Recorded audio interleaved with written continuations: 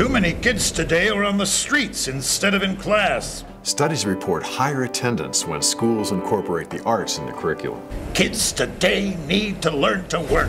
Students whose education includes the arts are more self-sufficient, motivated, and productive. Schools ought to stick to the 3 R's. Students who study the arts score 59 points higher on verbal SATs and 44 points higher in math. Support the arts in education. Students are better for the experience. For the past 50 years, Arts Incorporated has served as a primary source for fine arts educational programming throughout the state of Utah.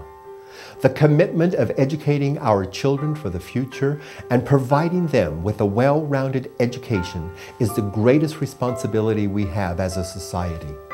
Arts Incorporated provides artistic educational programming that not only entertains and educates, but links the Utah State Core curriculum with the fine arts. This gives each student the innovative means necessary to build their own future, use their mind effectively, and discover the joys of learning. It is my personal hope that the education system will someday see that every child is looked at as an individual and not a multitude, learning and achieving and being tested at the same pace, on the same level, and in the same manner. Just because someone is different and needs to have a different way of learning doesn't mean that they can be expendable and cast aside. The arts builds confidence in all of us. Everyone needs to feel important. There's not just one right way to make art. We can all feel pride in our own original artistic creations. Together, we can and we will make a difference, even if we have to do it one child at a time. Through our continuing commitment to promote the arts and to make a difference in the lives of students throughout the state of Utah, Arts Incorporated proudly announce the establishment of the St. George Rowene B. Difiore Center for Arts and Education at the historic Hafen House, a place where educators and young students can connect their creative and artistic talents with their analytical minds. My parents, Orville and Ruth Hafen, built that home in 1952. I had been born in St. George about 12 years before that, so this was the new home. And when I was 12, we moved into the home. And my parents had worked on the design of the home for a long, long time. I could tell they cared a lot about it. It was kind of their dream home. They worked closely together as a team. And so we all just looked forward to moving into the home. The living room was kind of the gathering place for all things musical. We had a beautiful piano in that room that I loved to play.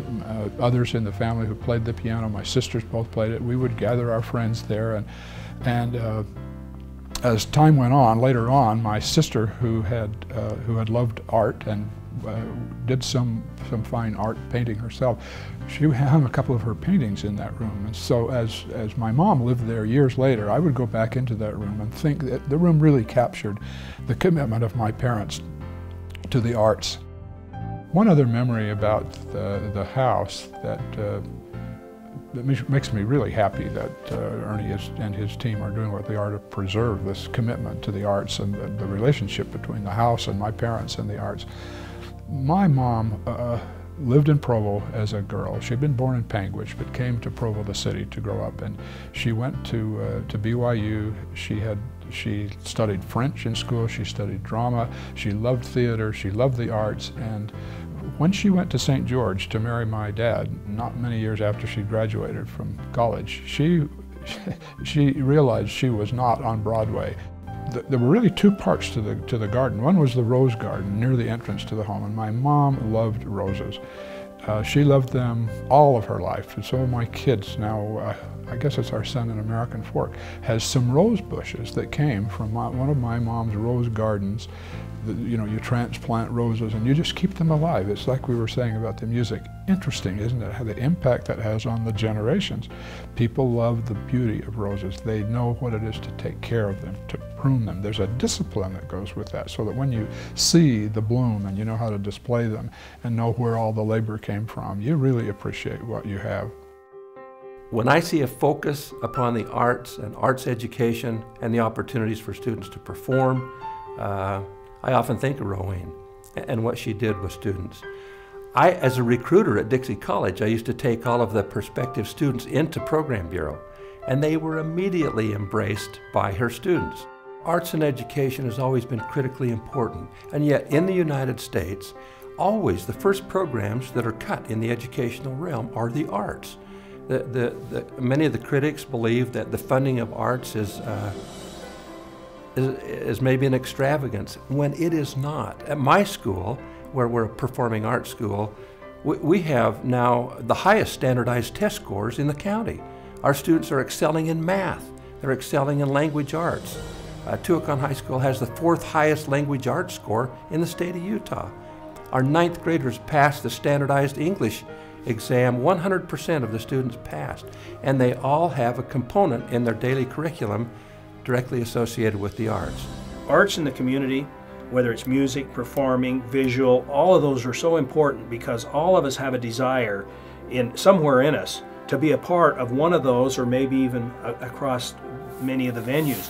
So the Arts Committee in our community is one of them that brings our community together and makes our quality of life what it is in our community.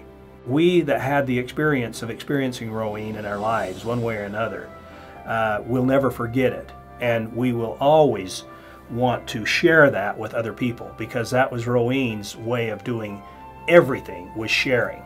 And sharing is what life is all about. When we give of ourselves to other people and we excite them, that's what the arts do in our community, no matter what they are. They're a big part, and we could not be the kind of community that we want to be without that side of our culture. You loved every moment of Rowene Difiore's life. She gave so much to this community.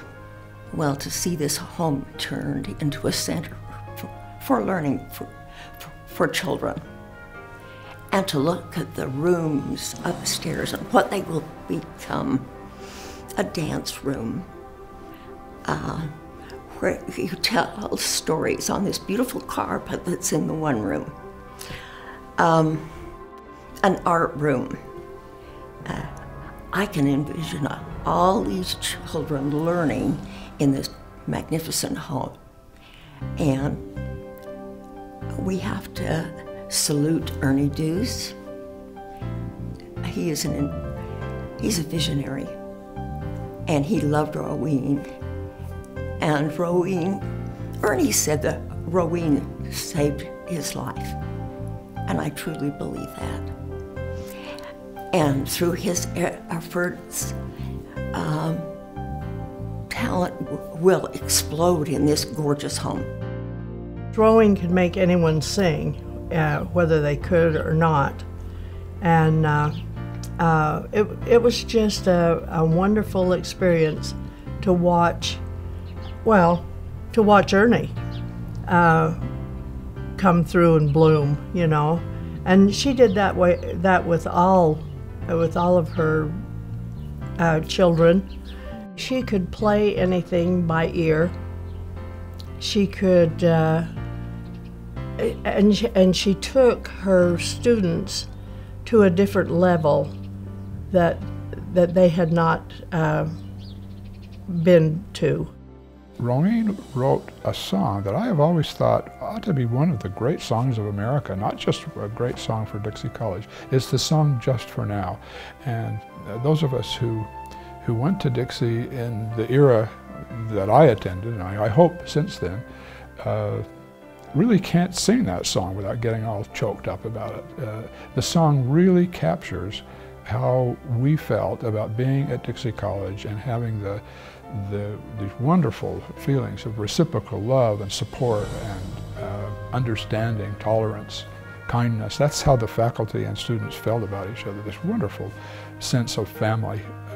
And the song captures that. So when you hear the song and it brings back the flood of memories, it's such a beautiful, memorable song. It's not just a kind of cute, tacky, rah-rah song. It really is a fine piece of music, I think. So I'm glad to see Rowene's name attached to this center, and that song is just one little sample of all that she did and all that she stands for. So I'm really grateful to see the home and Rowan's name have this attachment.